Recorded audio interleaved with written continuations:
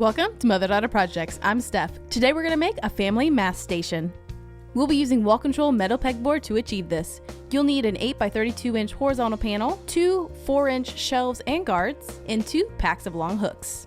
First, decide where you want your station. By a front door or garage door would be perfect. Level the panel and mark the 4 holes.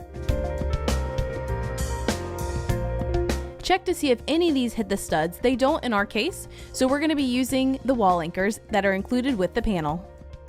We're adding a sticky note under each drill hole to collect any of that sawdust that comes out of the hole, and now we're just drilling the holes. We're using a 1/4 inch drill bit. Place the wall anchors in and use a mallet to get them in place.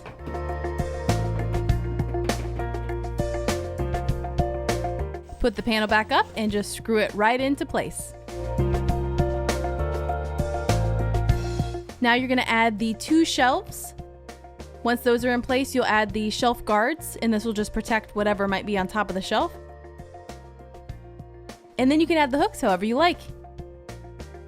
And here it is, a mass station all ready for the family. The top section can hold extra supplies like hand sanitizer, wet wipes, gloves, mask filters, disposable masks, and some bags to store your mask in on the go. We cut the names out of vinyl, but if you want to be able to move the names around, you could actually put the names on sticky magnets because this is magnetic.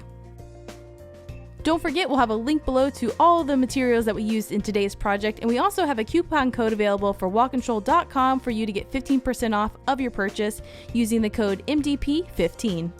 Thanks for joining us. If you want to see more projects from us, be sure to visit us at motherdaughterprojects.com.